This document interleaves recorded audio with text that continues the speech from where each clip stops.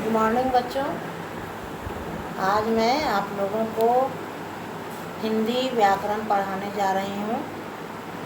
आप लोग ध्यानपूर्वक हमारी बात को सुने और समझने का प्रयास करें। इसके पहले हिंदी व्याकरण में मैं आप लोगों को पढ़ाई थी शब्द रचना।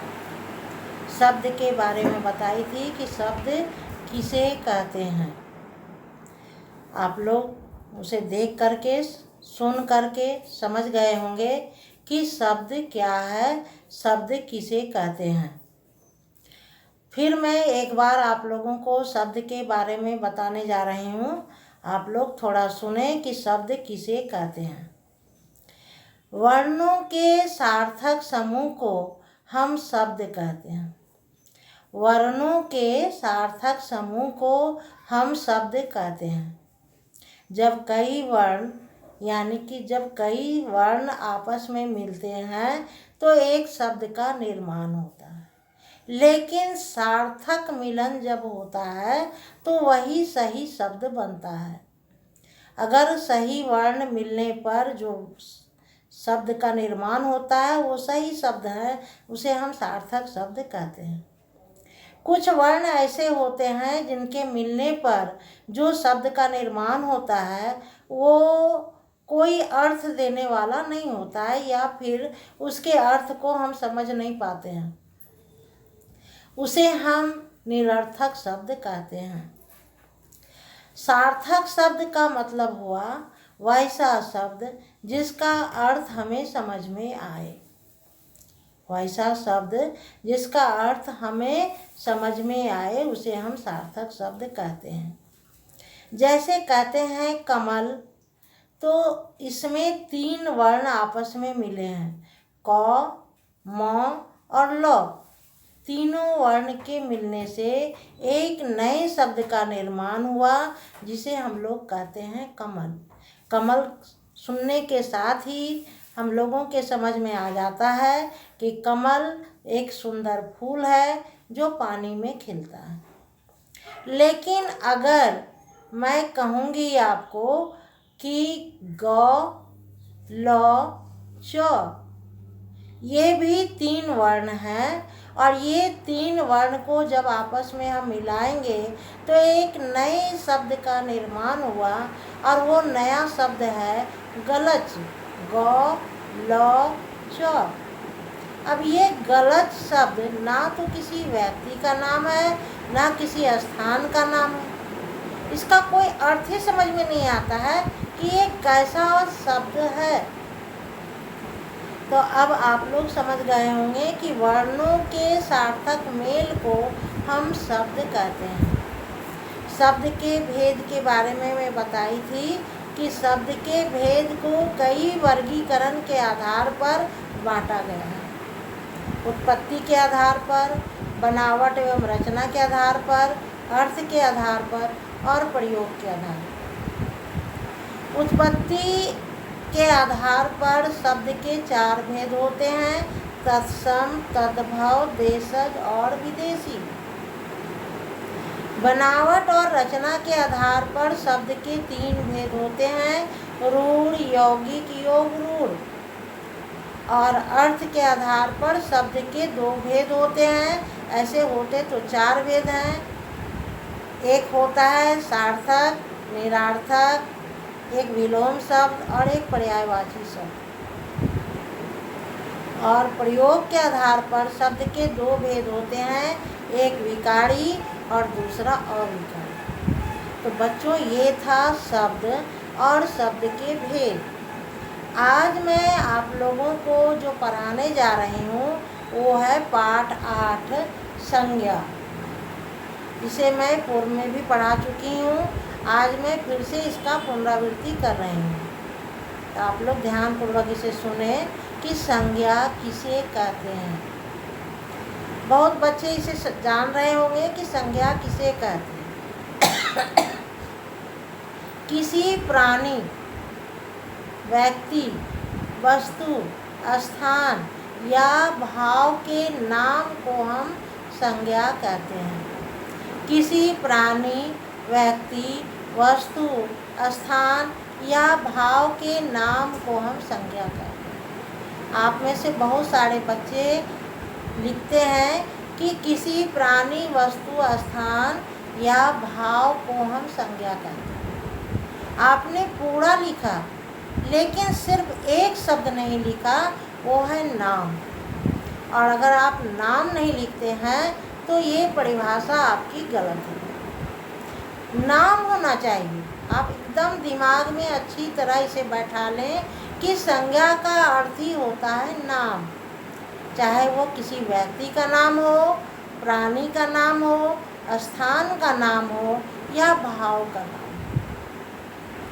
जब तक आप नाम नहीं कहेंगे वो संज्ञा की परिभाषा नहीं हो सकती। संज्ञा का अर्थ होता है नाम। किसी प्राणी का नाम, स्थान का नाम, भाव का नाम संज्ञा कहलाता है। अब आप समझ गए होंगे कि संज्ञा किसे कहते हैं। जैसे लड़का, लड़की, मोहन, पुस्तक, नदी, कलम, गाय, पहाड़, सारे नाम संज्ञा हैं।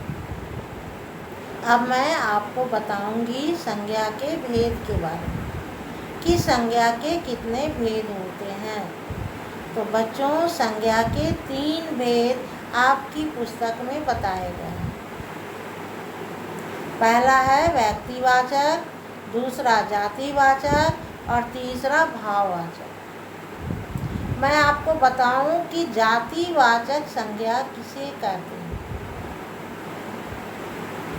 जिस शब्द से समस्त जाति का बोध होता है। यहाँ पर जाति का मतलब आप लोग ब्राह्मण, क्षत्रिय, वैश्य, शूद्र वाली जाति नहीं। किसी चीज़ की, किसी वस्तु की संपूर्णता का बोध जिससे होता है, जिसे आप होल, इंटायर कह सकते हैं। संपूर्ण, पूरी जाति का बोध होता है। जैसे अगर मैं पेड़ कहती हूँ तो पेड़ कहने से कोई भी पेड़ इसमें हो सकता है, चाहे वो नीम का हो, आम का हो, शीशम का हो, जामुन का हो, लीची का हो, कटहल का हो, कोई भी पेड़ आ जाएगा इसमें। अगर मैं नदी कहती हूँ तो कोई भी नदी इसमें आएगी, चाहे वो गंगा हो, यमुना हो, कोयल हो, अमानत हो, कृष्णा, कावेरी, गोदावरी, कोई भी नदी हो। अगर मैं किसी महापुरुष के बारे में कहती हूँ तो कोई भी महापुरुष उसमें आ जाएंगे, चाहे महात्मा गांधी हो, चाहे जवाहरलाल नेहरू हो, चाहे सरदार वल्लभ भाई पटेल हो। अगर मैं पुस्तक कहती हूँ तो कोई भी पुस्तक हो जाएगा, चाहे वो रामायण की पुस्तक हो या साइंस की किताब हो, हिंदी की किताब हो, गणित की किताब हो।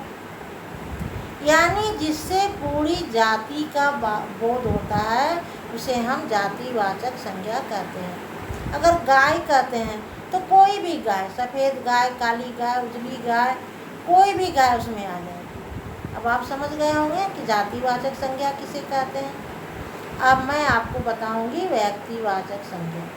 संज्ञा का दूसरा भेद है व्यक्तिवाचक संज्ञा। जिस शब्द से किसी खास व्यक्ति, खास वस्तु, खास स्थान का बोध होता है उसे हम व्यक्तिवाचक संज्ञा कहते हैं। जिस शब्द से किसी खास व्यक्ति, खास वस्तु, खास स्थान का बोध होता है उसे हम व्यक्तिवाचक संज्ञा कहते हैं। जैसे कहते हैं कि नीम, यह नीम का पेड़ है या यह शीशम का पेड़ है, तो किसी खास पेड़ का बोध हो रहा है। अगर मैं कहती हूँ कि यह काली गाय है तो किसी खास कलर की गाय का बोध हो रहा है। अगर मैं कहती हूँ कि यह हिमालय पहाड़ है तो किसी खास पहाड़ का बोध हो रहा है। अगर कहूँगी कि यह महात्मा गांधी का फोटो है तो किसी खास व्यक्ति का बोध हो रहा है। तो अब आप समझ गए होंगे कि व्यक्तिवाचक संज्ञा किसे कहते हैं। जिस शब्द से किसी खास व्यक्ति, खास वस्तु, खास स्थान का बोध हो। अगर मैं कहती हूँ पटना तो किसी खास शहर का बोध हो रहा है। अगर कहूँगी अमेरिका तो किसी खास देश का बोध हो रहा है। अगर सिर्फ कहूँगी शहर या सिर्फ कहूँगी देश, तो कोई भी देश हो सकता है, कोई भी शहर हो सकता है। तो यहाँ पर शहर और देश जातिवाचक हो गया, लेकिन जब अमेरिका और पटना कहूँगी तो फिर ये व्यक्तिवाचक संज्ञा कहलाएगा। तीसरा है भाववाचक संज्ञा। जिस शब्द से किसी व्यक्ति वस्तु के रूप गुण आकार का पता चले उसे हम भाववाचक संज्ञा कहते हैं। जैसे कहेंगे कि मोहन बहुत ईमानदार लड़का है, यह आम बहुत मीठा है, यह लड़का बहुत शैतान है, अभी इसमें बचपना है। मोहन और सोहन में गहरी मित्रता है। तो बच्चों, यहाँ पर मित्रता, ईमानदार, मीठा, ये सारे शब्द भाववाचक संज्ञा के कहलाते हैं। इसके अलावे भी संज्ञा के दो भेद और होते हैं, जिसे द्रव्यवाचक और समूहवाचक कहा जाता है। द्रव्यवाचक संज्ञा जिस शब्द को हम नाप और तौल सकते हैं, जिस वस्तु को हम नाप या तौल सकते हैं, उसे द्रव्यवाचक संज्ञा कहते हैं। जैसे चावल है, गेहूँ है, चीनी है, तेल है, दूध है इत्यादि, ये सब द्रव्यवाचक संज्ञा है। और पांचवा है समूहवाचक संज्ञा। समूह कहने से ही समझ में आता है भीड़ या झुंड। जिससे भीड़ का बोध हो, समूह का बोध हो, उसे हम समूहवाचक संज्ञा कहते हैं। जैसे मेला, सेना। अगर सेना कहती हूँ तो समझ में आता है कि जहाँ ढेर सारे सैनिक हों। वर्ग यानी जहाँ पर पढ़ने वाले बच्चों का समूह है। मेला जहाँ पर बहुत सारे लोगों का भीड़ हो। तो ये सारे शब्द थे समूहवाचक संज्ञा के। तो अब आप लोग समझ गए होंगे कि संज्ञा किसे कहते हैं और संज्ञा के कितने भेद हैं। बच्चों, आप लोग अपनी पुस्तक खोल करके पेज नंबर 32 निकालेंगे और इसमें अच्छी तरह संज्ञा को पढ़ेंगे, तभी आपको समझ में आएगी कि संज्ञा क्या है, इसके भेद कितने हैं। आप लोग ध्यानपूर्वक हमारी बात को सुने हैं और इसको समझ भी गए होंगे। तो आप लोग इसको अपनी कॉपी में लिखकर याद करने का प्रयास करेंगे। मैं व्हाट्सएप पर इसका प्रश्न उत्तर आपको अभी लिख करके भेजूँगी।